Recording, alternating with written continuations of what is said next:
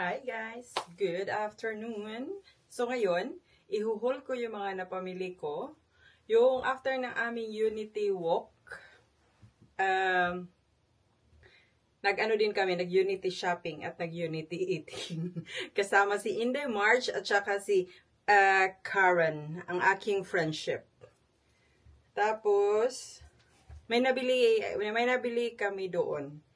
Ang una kong nabili is, ito yung una kong nabili.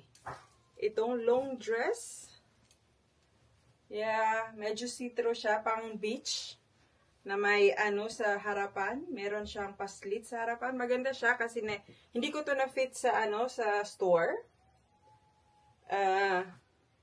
Dito ko na-fit sa bahay. At 19 euro lang siya. So, yan ang ating una. Pangalawa natin nabili. Is matagal ko na itong gusto actually. Itong Ballerina. Ballerina, yung flats sa Tommy Hilfiger. Pero hindi ko siya na-justify kasi ang mahal niya. Alam ko mga ano to eh. Magkano ba to sa sa website? Is, yeah, ito 115.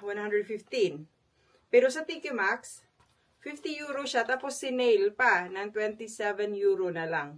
Kaya, hindi ko na talaga siya pinalagpas. Kasi meron akong, ito na yung nakahiligan ko na yung medyo pag kailangan girly-girly. Meron akong dalawa. Ito, plain lang talaga siya. Na yung beige or ano ba siya? Yeah, beige or something. Yeah. Tapos, sa Zara, nag-sale ngayon ng Zara. So, bumili ako nito, yung hoodie. Na from 29, 10 euro na lang. Tapos, dito, ngayon talaga ako namimili ng mga trousers ba, mga itong mga ganito. Kasi, maganda siya kasi pleated yung harapan. Hindi to makikita, pero yung isa makikita. Medyo maliit nga yung size. Gusto ko kasi sana, yung medyo yung tawag doon, hindi ganun ka ipit sa tiyan. Pero okay naman kasi elasticated naman siya. So, from 25, 10 euro na lang siya. So, maganda to yung pambahay or pag naglakad-lakad. So, ito, yung dito mo makikita siguro yung, yan. Yeah, makikita yung may pleats sa harapan ba. Small size din siya. Ako naamoy. Hindi naman sunog ata. Tapos, pareho lang din, from 25 down to 15 pa yung nakalagay, pero alam ko 10 euro na lang to eh. Kasi nabayaran ko is 40 sa lahat. Tapos meron pang isa, ibang style naman to, medyo yung carrot. May nagalit. Yung carrot, pero may din siya, may pleat sa harapan. Ito naman medium. Kasi wala din siyang small. Pero maganda to, kasi ayoko nga yung ipit yung tiyan. Kaya, mas gusto ko yung, medyo may tawag doon. Mayroong space ang ating tiyan. Tapos, today, umalis ako, kasi yung tulog ko ba, hindi pa rin talaga siya, suppose nagkakaroon ako ng, yung headache. Kaya, bumili ako ng saffron extract. Maganda daw to sa tulog. Pero bawal daw to sa may bipolar disorder. So, ititry ko siya once a day. Tapos 1+1. So, ititry ko siya every day. Kasi hindi talaga. Medyo matagal na to problema ko sa tulog eh. Ang hirap kong makatulog. Tapos, yung tulog manok ba? Tapos, ito yung viral. Sa Atos ko to nabili. Yung viral na collagen mask, yung whole night na pwede mong ibabad sa mukha. Itong Medicube Collagen Night Wrapping Mask. Sa Atos. Yan. Try ko siya. First time ko siyang itatry. Viral to ngayon. Tapos, gusto ko sanang bumili din ng Eucerin. Yung sa yung para sa yung Duo Serum ba para sa pagtanggal ng melasma kasi nung after ng treatment ko doon sa Mallorca, talagang umano yung skin ko, yung parang dito talaga siya yung nagiging kalma yung mukha ko. Wala na yung redness. Pero ngayon, okay na yung ano dito. So, gusto ko siyang try ba na anuhin. Kasi, magpapa-appointment ulit ako for another session. Kasi, meron yata yung peeling eh. So, sabi niya, pwede daw ako after a month. So, magpapa-ano din ako dito. Kasi meron ako nakita na gumagawa din ng katulad ng ginawa niya. So, ano ko. Tapos, 'di ba, after ng bakasyon namin, one day lang nagstay sa bahay ang aking mister at umalis din. Nagpunta sa, meron siyang bakasyon kasama yung whole company. Pumunta sila ng Paris. Oh. Tapos, ang ano dito, tinanong niya ako kung anong gusto ko. Sabi ko, pag may time ka, ganito, ganyan. May gusto akong bag. So, ganyan. Pero, sinabihan ko na siya na meron talagang queue doon. Sabi niya, yeah. Alam mo naman, pag ganun, ayaw niya mag-queue. So, alam ko naman yun. So, hindi ko talaga siya ini-expect na mabilhan niya ako. Kasi alam ko may queue doon sa, sa stores na to. Kasi, kagagaling lang namin, 2 years ago. 1.5 kasi December yun. Pero, yeah. Pero grabe yung mga queue doon sa mga stores. So, may kwento pa siya, ang daming pinagdadaanan ng bag na to. Tingnan mo naman, ang dumi. Oh, tingnan mo ang dumi niya. So, yeah. Tapos, pumunta pa to ng party kasi yung asawa ko meron silang, yung party, company party ng Sabado. So, kasi Sabado niya to binili kasi hindi niya pwedeng mabili ng Sunday kasi from Friday till Sunday sila. Hindi niya mabili to ng Sunday kasi whole day sila sa Disneyland. So, ayan. Tingnan mo, ang daming pinagdaan. Makikita naman na may pinagdadaanan talaga ang box na to. So, matagal ko na siyang gusto actually. It's 3 or 5 years. Pero ako kasi, ayoko yung bumili ng hindi, lalo na sa bag, na hindi ko siya na-feel or ayoko bumili talaga ng online. Lahat ng bags ko is sa physical store talaga. Never ako nakakabili ng Pero this time, sa physical store siya nabili pero hindi ako kasama. Pero, ko na tong bag na to. Na nakita ko na siya, na-feel ko na. Kasi meron akong yung nakitang ba. Pero, ibang design yun sa kanya. Pero pareho lang sila ng leather. Pero ito yung talagang gusto ko ever since. Pero maliit lang to na bag.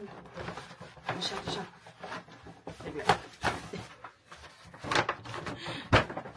Pero wala na itong, hirap naman ilabas dito eh.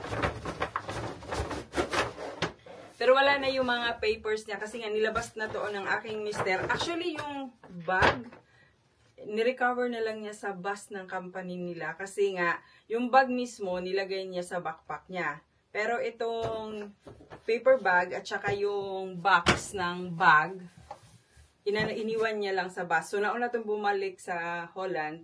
Kahapon lang niya nakuha yung box. So, wala na itong wala na tawag doon. Wala na mga paper pa yung unboxing natin. Pero, napaka-special nito na bag. May kasi talagang, kasi sabi nga niya, nung nakita daw niya yung linya ng mga tao, sabi niya, gagawin ko ba to? May kasama pa siyang colleague niya. Tapos sabi niya, alam ko naman, matutuwa talagang asawa ko pag nabili ito. So, alam mo, nag-cute talaga siya doon. At yung, alam ko naman kung gaano talaga tapos pa sa store. Yung parang process ba ng pagbili. So, ito siya. Kaya na-appreciate ko. Ito yung pinaka-special na bag. Sa lahat ng bag na, almost naman ang bags ko is bigay ng aking asawa. So, ito yung yung bag. Ito yung numero 9 na bag. Taupe yung color, textured leather. So, ang niya, yan lang yung niya, pinaka-logo niya. Tapos, meron siyang kasamang crossbody. Tapos, pwede mo siyang iganyan sa Kasi ayoko nung malaki. Hindi kasi ako talaga mahilig sa malaking bag. So, ito yung kasi gusto ko yung niya talaga, yung Dalawa yung pinagpipilian ko eh. It's either yung half moon, yung parang half moon nila. Ewan ko kung anong, yung design na yun. So, itanggalin natin yung papel. Kasi ano naman siya. So, napaka-sweet ng aking mister. Talagang inanuman niya ako nito. Yung inano pa nga siya ng ano niya, ng boss niya daw. Kasi alam mo agad, kasi nung pumasok siya, kasi nga, meron silang dinner party sa rooftop. Ewan ko kung ano, saan na yung makikita yung ano, yung Eiffel Tower. Nung pumasok daw siya, sinabihan na siya ng boss niya na sinuspoiled mo talaga yung asawa mo. So, yun yung ating, happy ako sa bago kong, addition ng aking bag. Kanina pa niya ako inaano kung saan ko daw ilalagay. Sabi ko, of course, special yan. Ito yung pinaka-special na bag, kasi, inanuhan niya talaga, yung parang, yung, ini-endure niya talaga yung, lahat ng ayaw niya, alam ko kaya nga hindi ako nag-expect, na mabibili niya to. Sabi ko, pero sa akin, sinabi ko lang kasi nagtanong naman siya. Ano to? Happy si Inday. So, yan lang ang ating haul. Yes. At oo nga pala, kaya nakaganito yung get up natin kasi may naisipan naman kasi may information night ako ngayon sa kasi bali magsuschooling ako. Sana matuloy, sana hindi ako kasi alam ko nag-school ako last year pero hindi ko tinapos kasi hindi talaga hindi para sa akin. Kasi sabi ng mister ko, wag ka na masyadong kasi nagsasayang ka lang ng ng oras mo. So ngayon, eto naman is parang magagamit ko siya sa sarili ko at para sa kanya din. So, yun yung kaya ganito yung get up natin na may pagka, tayo ngayon.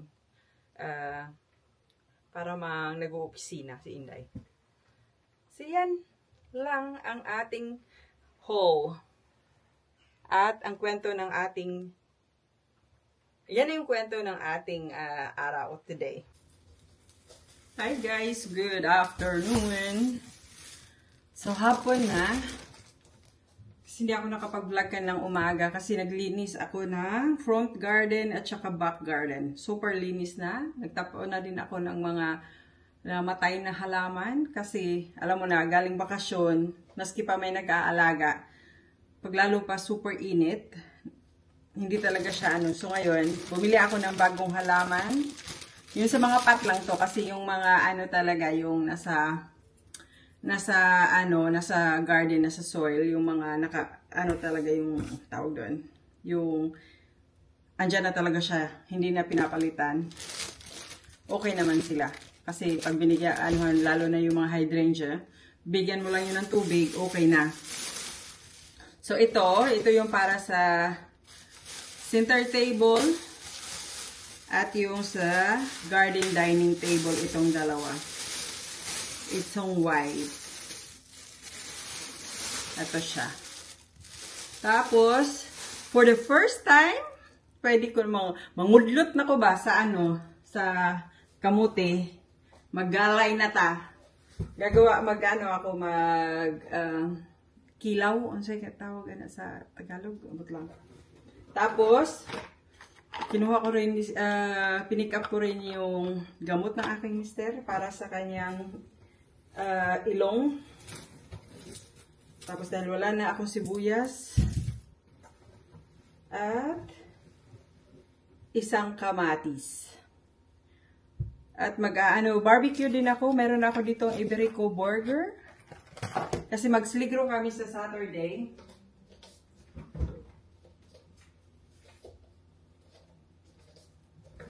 Tapos itong chicken satay. At dahil normally pag ako, hindi ako nagra-rice, pero dahil ako ng kamuti tops at magkilaw, magra-rice ako. So magluto na ako ng rice.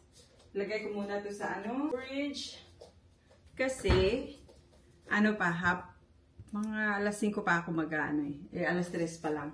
So maganda na yung safe ang ating chicken. At yeah, wala naman kaming gagawin yata.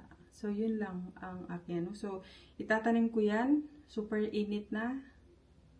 Tatanim ko to mamayang hapon. Pero ilabas ko na siya. So, yan lang. Dadalhin ko na to sa labas. Yung mga pananim. Itatanim ko na siya. Kasi mag-barbecue ako after. Mag-ano pala muna ng galay sa kamuti. Mag-harvest.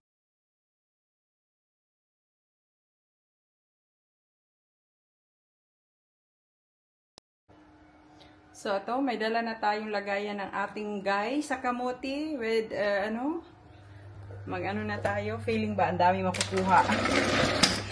First time ko actually, magkuha ba.